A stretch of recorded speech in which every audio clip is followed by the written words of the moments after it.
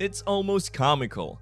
The United States actually still lacks high-speed rail, despite being a country with top-notch railways a century ago. There isn't a single bullet train in operation. Even the one currently under construction is facing challenges. However, there's a new company in Orlando, Florida attempting to introduce high-speed rail to the US within a few years. And there's optimism that it could succeed. In today's video, we delve into America's ongoing struggle to establish high-speed rail and highlight the potential of this latest initiative as its best opportunity yet.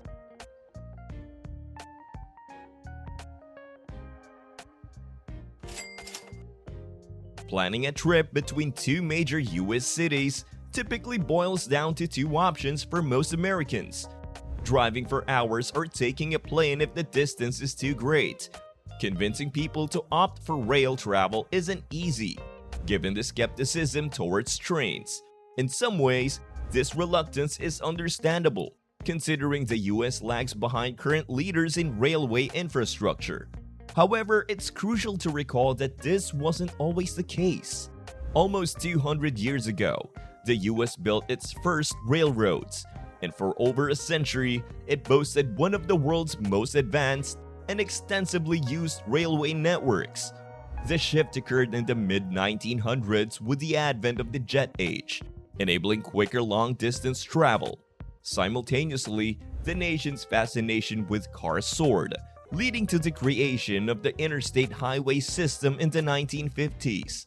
By the 60s, car travel had surged, and the number of plane journeys had multiplied significantly. This shift also saw a decline in railway expertise as many engineers moved to aerospace studies, contributing to a diminished talent pool in the railway sector.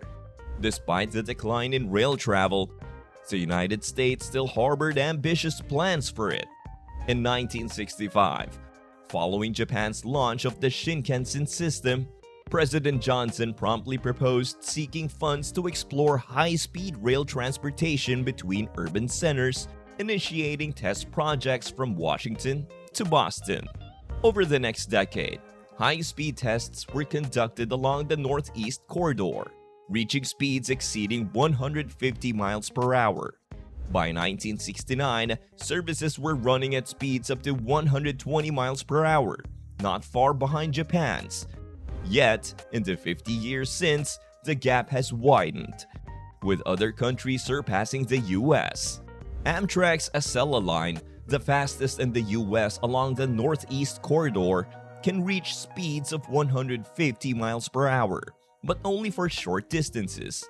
This pales in comparison to high-speed lines in China, France, and Spain, capable of around 200 miles per hour, making it an uneven competition. But let's pause and consider, how fast must a train travel to be deemed high speed? While there's no official definition, the International Union of Railways sets a minimum requirement of 155 miles per hour. Unfortunately, Amtrak's flagship service falls short of this mark, yet the US is making efforts to catch up. In December 2023, the Federal Railroad Administration announced over $8 billion in new funding for passenger rail projects, including high-speed rail. One such project is the California High-Speed Rail, currently underway between LA and San Francisco. However, this initiative has faced numerous challenges. 8 years into construction, less than half has been completed, nowhere near the two main cities. The project's cost has soared to over $100 billion, and acquiring the necessary land has proven to be a significant challenge. Property owners, aware of the project's needs and having invested substantial sums, may not feel obligated to swiftly resolve land issues, particularly with eminent domain remaining a contentious issue in the US. Additionally, projects like Texas Central are still in early studies, and Cascadia has only recently secured federal funding for the planning phase. So, is it now a matter of patiently waiting for the California scheme to eventually reach completion, whenever that may be? There's a twist to the story. Yes, Another proposal is on the table, and it's progressing rapidly. What makes this new plan intriguing? Firstly, the company behind it has successfully completed another railway, a project that many doubted would come to fruition. Known as Brightline, it connects Orlando and Miami with trains reaching speeds of 125 miles per hour, making it the fastest outside the Northeast Corridor. While it may not be considered high speed, constructing any new railway in the US has become exceptionally challenging. So, how did they manage it? A crucial factor is that it marks the first privately funded rail line in the country in over a century, with a cost of $6 billion. Instead of relying solely on public funding, Brightline secured support from Wall Street to make these new trains operational. This involved extensive work on more than 50 bridges, including a nearly century-old one over the St. Lucie River. Construction also demanded intricate techniques, such as the box jacking method, used to position 3,000-ton concrete sections under two roadways with the aid of hydraulic jacks. Interestingly, much of the project involved upgrading existing infrastructure, utilizing tracks owned by the Florida East Coast Railway, which shares the same parent company as Brightline. For the entirely new section between Cocoa and Orlando, Brightline capitalized on a state policy granting right-of-way next to highways for new rail lines. This decision was influenced by their acquisition by a Wall Street firm, motivating them to venture into passenger rail by utilizing their right-of-way, a strategic move for a private operator looking to repurpose an underused freight rail line. But what about this new high-speed rail proposal? Well, the company has set its sights on a more ambitious project, this time on the opposite side of the country. Known as Brightline West, it's a new $12 billion high-speed railway connecting Las Vegas to Southern California, all the way to Los Angeles. According to Brightline, it aims to be America's first true high-speed rail line, reaching top speeds of at least 186 miles per hour. This is a bold claim, considering construction hasn't even begun. However, there are plans to start soon and finish the line by mid-2028, just in time for the Olympics.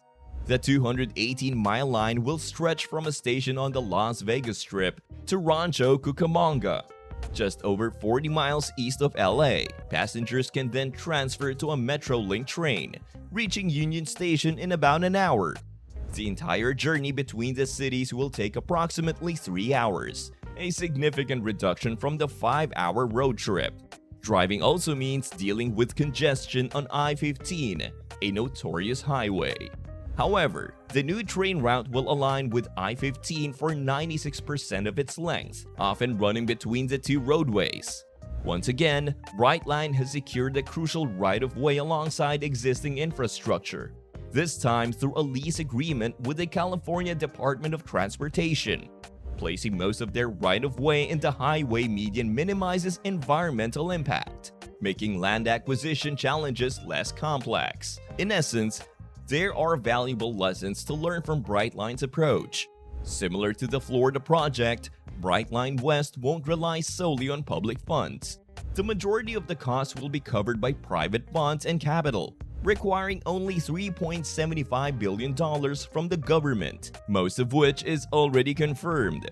$3 billion is earmarked to make Brightline a reality for the tourist corridor. This stands in stark contrast to California high-speed rail, which has relied entirely on government funding. Brightline West has also secured a $25 million grant for design and construction, awarded in June 2023. The project enjoys bipartisan support from officials in both states. However, the journey ahead won't be without challenges. Apart from the funding gap that still needs filling, one particularly tough section is the Cajon Pass. Nestled between the San Bernardino and San Gabriel mountain ranges, this pass features steep grades, posing a challenge even for freight trains. High-speed trains require flat ground, necessitating a slowdown through this crucial section. Nevertheless, Brightline West seems poised to be completed before its troubled counterpart. Based on estimates for California high-speed rail, There's a high likelihood that Brightline West could see completion before the high-speed rails connect Los Angeles and San Francisco. Building high-speed rail in America has been a prolonged challenge, and many have resigned to the belief that it's an unattainable goal. However, Brightline's unexpected success in Florida has fueled confidence that a similar feat can be accomplished on the opposite side of the country, aiming for an even more ambitious project. The question remains, will it encounter obstacles before even starting, or is the long-awaited American dream of high-speed rail finally coming true? And that concludes our video for the day. Let me know what you think in the comments below. If you enjoyed today's video, don't forget to hit that like button and subscribe. Ring that notification bell to keep posted for more, and as always, thanks for watching. I'll see you in the next one.